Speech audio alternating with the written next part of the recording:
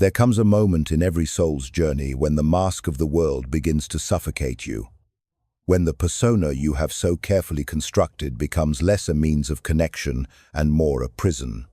It's in this quiet rebellion, when your heart whispers that you're not who you pretend to be, that the real search begins.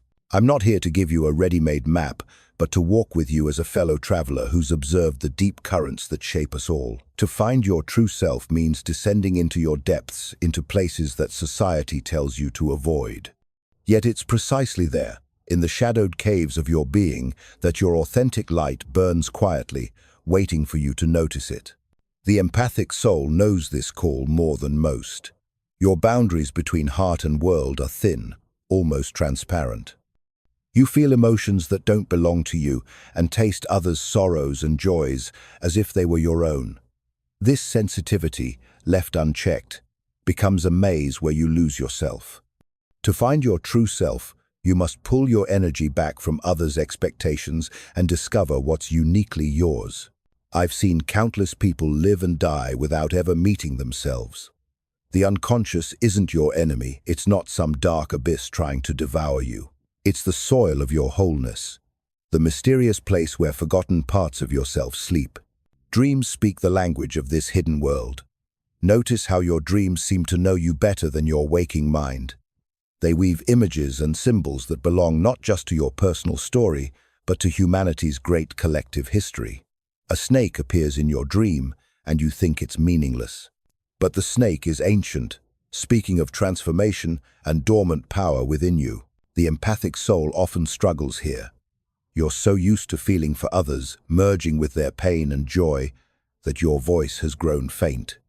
You might find it easier to interpret someone else's dream than your own, easier to heal others than touch your wounds, but neglecting your inner work means living half a life.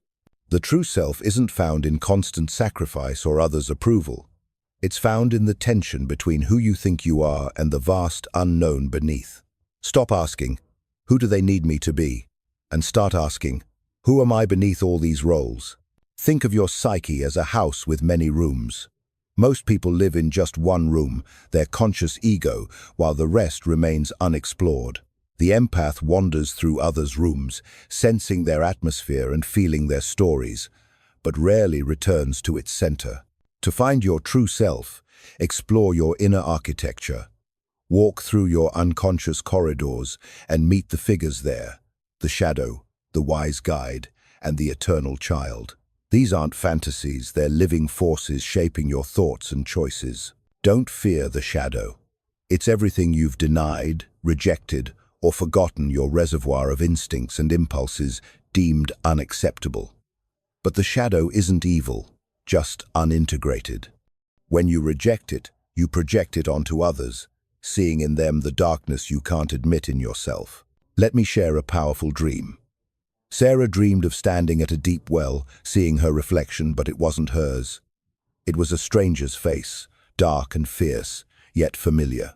She tried to run, but the reflection called out in her voice. When she looked closer, the face transformed into hers, but with blazing eyes. She woke, terrified, yet strangely awakened. This dream spoke of her shadow, the fierce energy she'd buried under compliance and fear. By embracing that fire in her eyes, she began finding her true self. The map to your true self isn't linear, it's a spiral, a dance between opposites.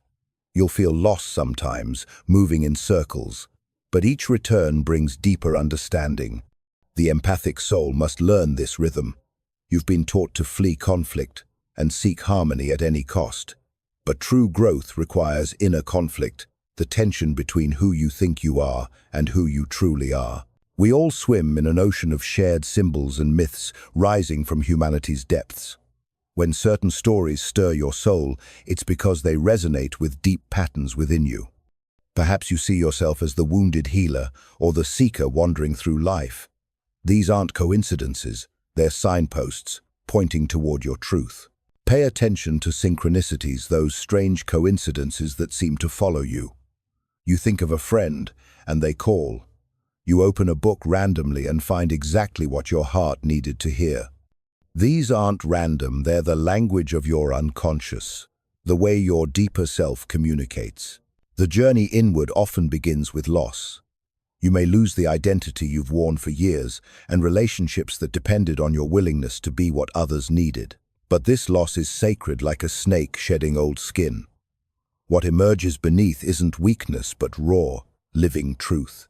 The true self isn't something you invent, it's something you remember. It's always been there beneath the noise, beneath expectations and fear.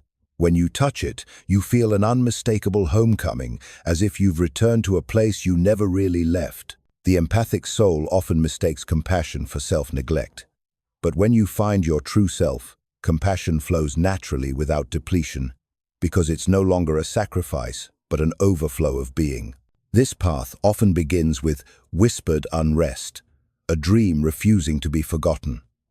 It's not the world's grand voice calling, but your soul's quiet pull. Following this whisper takes courage. It leads away from familiar territory into the unknown. You may feel guilty turning inward, as if self-discovery were selfish. But knowing yourself is the greatest gift you can give the world. Only from wholeness can true compassion flow. Dreams strip away your masks first. That dream of being naked before a crowd isn't meant to shame you. It reveals the raw, unguarded self longing to be seen. The unconscious speaks in images, not logic.